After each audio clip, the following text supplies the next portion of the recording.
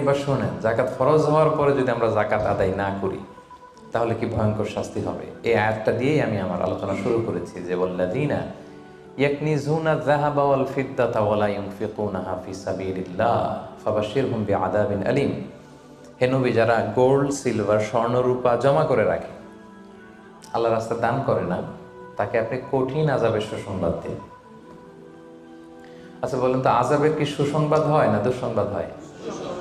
তারপরও আল্লাহ বললেন কঠিন আযাবের সুসংবাদ দিন। তার মানে বোঝা গেল আযাবটা যে খুব ভয়ঙ্কর হবে, আযাবের তীব্রতা বোঝানোর জন্য আল্লাহ এই এক্সপ্রেশন ব্যবহার করেছেন। ছেলে কথা শোনে না, তখন মা বলে দুষ্টামি করতেছো, বাবা আসলে এমন মাইট দিবে মজা টের পাবা। আচ্ছা বলো তো, মাইট দিলে কি মজা লাগে? তো মা তো বলতেছে মজা টের পাবি। তোর বাবা এসে এমন মাইট দিবে মজা টের পাবি। মজা লাগে মাইট দিলে? তো মজার কথা বললেন কেন মা?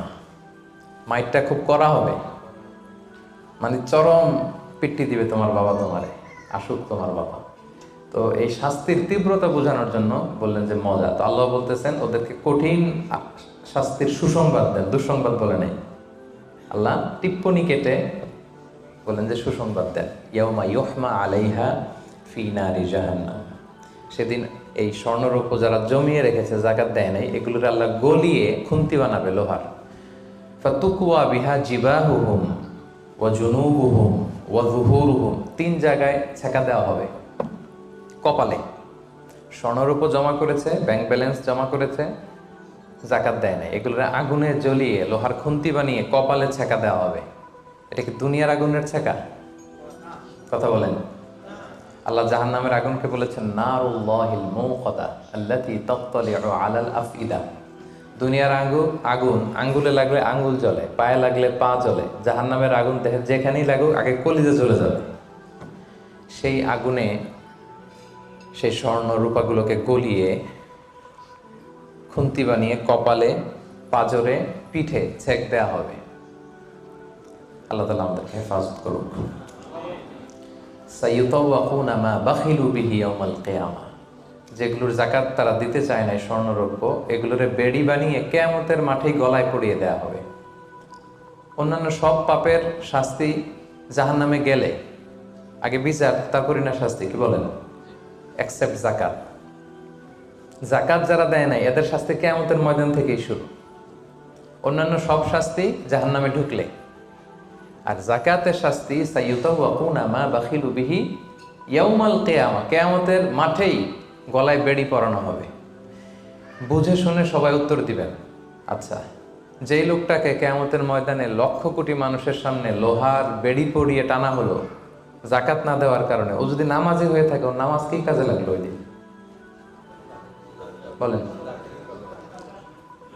উনি যদি রোজা রেখে থাকে, ওই দিন ওনার রোজাটা কি কাজে লাগলো? তাহাজ্জুদ পড়তে পড়তে কপালে যদি দাগ ফেলে দেয়, ওই দাগ ওনার কি কাজে লাগলো ওই দিন? কোটি মানুষের সামনে গলায় বেরিয়ে পড়ে যদি আমাকে হ্যাচকা টান দেয় জাকাত না দেওয়ার কারণে, তো আমার নামাজ কি কাজে লাগলো বলেন তো? কথা বোঝেন নাই বোধহয়।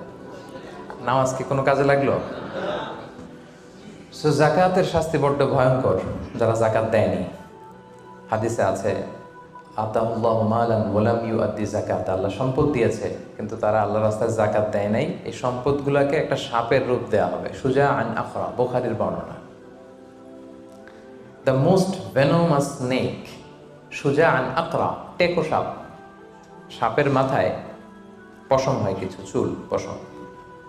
তো জাহান্নামের সেই সাপ এত বিষাক্ত, ভেনোমাস হবে, বিষের চোটে ওই সাপের মাথায় কোনো পশমও থাকবে না। ওই সাপ তাকে পেঁচিয়ে দেওয়া হবে। পেঁচাতে পেঁচাতে এই চোয়ালে এসে সাপটা শুধু ছোবল মারবে, আর কি বলবে জানেন? আনা মালুক আনা কানসুক, আমি তোমার সম্পদ। আমাকে ভোগ করার জন্য ব্যাংকে রেখে দিছিল না ফিক্সড ডিপোজিট করে, জাকাত ক্যালকুলেশন করে দেওয়া নাই? আনা মালুক আনা কানসুক বলতেই থাকবে, এক একটা ছোবল মারবে। আনা মালুক আনা কানসুক, I'm your wealth, I'm your bank balance. আমি তোমার সম্পদ, আমি তোমার গহনা, আমি তোমার জুয়েলারি, আমি তোমার অর্নামেন্টস, আমি তোমার গচ্ছিত সম্পদ। হিসাব করে তো দেও নাই, খাওয়ার জন্য রাখছিলা, আজকে খাও। আনা মালুক আনা কানসুক।